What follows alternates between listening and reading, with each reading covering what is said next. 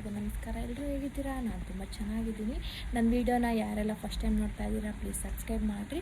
ನಾನು ಹಾಕೋ ಎಲ್ಲ ವೀಡಿಯೋನು ನಿಮಗೆ ಬರುತ್ತೆ. ಪಕ್ಕದಲ್ಲಿರೋ ನೋಟಿಫಿಕೇಷನ್ ಬಟನ್ನ ಪ್ರೆಸ್ ಮಾಡಿ. ಸೊ ನಾನು ಹಾಕೋ ವೀಡಿಯೋಸ್ ಎಲ್ಲ ಬರುತ್ತೆ.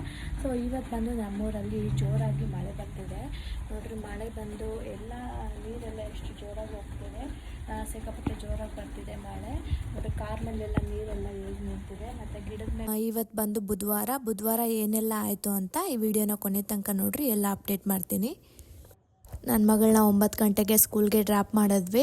10 ಗಂಟೆಯಿಂದ ಮಳೆ ಶುರು ಆಗಿ ಸಂಜೆ 6 ಗಂಟೆ ತನಕ ಮಳೆ ಬರ್ತಾನೆ ಇತ್ತು. ಬೆಳಗ್ಗೆ ಎಲ್ಲ ನಾನು ಒಂದಷ್ಟು ಪಾಟ್ಗಳನ್ನೆಲ್ಲ ಹೊರಗಡೆ ಇಟ್ಟಿದ್ದೆ, ಮಳೆ ನೀರಿಗೆ ತುಂಬ ಚೆನ್ನಾಗಿ ಎಲೆಗಳೆಲ್ಲ ಬರುತ್ತೆ ಅಂತ.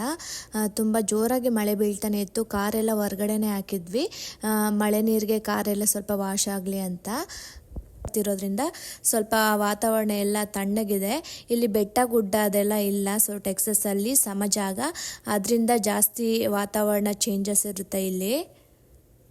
ಇದು ಬಂದು ರೈನ್ ಗಟ್ಟರ್ಸ್ ಅಂತ ಎಲ್ಲ ಮನೆಗೂ ಹಾಕ್ಸ್ಕೊಳ್ಬೇಕು.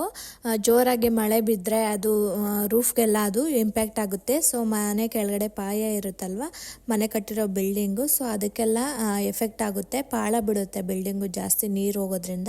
ಈ ಥರ ನಾವು ರೈನ್ ಗಟ್ಟರ್ಸ್ ಹಾಕೊಂಡ್ರೆ ಮನೆ ಮೇಲೆ ಬಿದ್ದಿರೋ ನೀರೆಲ್ಲ ಈ ಥರ ಫ್ಲೋ ಆಗಿ ಹೊಲ್ಟೋಗುತ್ತೆ. ಆಮೇಲೆ ಜೋರಾಗಿ ನೀರು ಬಿದ್ರೂ ಅಷ್ಟೇ ಮಣ್ಣೆಲ್ಲ ಹೊಲ್ಟೋಗುತ್ತೆ. ಸೊ ಮಣ್ಣೆಲ್ಲ ಏನೂ ಆಗೋದಿಲ್ಲ. ಈ ಥರ ರೈನ್ ಗಟ್ಟರ್ಸ್ ಇದ್ದರೆ ಆರಾಮಾಗಿ ಫ್ರೀಯಾಗಿ ನೀರು ಫ್ಲೋ ಆಗುತ್ತೆ. ಬೆಳಗ್ಗೆ ಸ್ಟಾರ್ಟ್ ಆಗಿದ್ದ ಮಳೆ ಸಂಜೆ ತನಕ ಬರ್ತಾನೆ ಇತ್ತು. ಸೊ ಸಂಜೆ 5:30ಗೆ ನನ್ನ ಮಗಳನ್ನ ಪಿಕ್ ಮಾಡಿದ್ವಿ. ಯಾರಿಗೆಲ್ಲ ಈ ವಿಡಿಯೋ ಇಷ್ಟ ಆಗಿದೆ ಪ್ಲೀಸ್ ಲೈಕ್, ಶೇರ್, ಕಮೆಂಟ್ಸ್ ಮಾಡಿರಿ. ಮತ್ತೆ ಸಿಗೋಣ ಇನ್ನೊಂದು ವಿಡಿಯೋ ಜೊತೆಗೆ.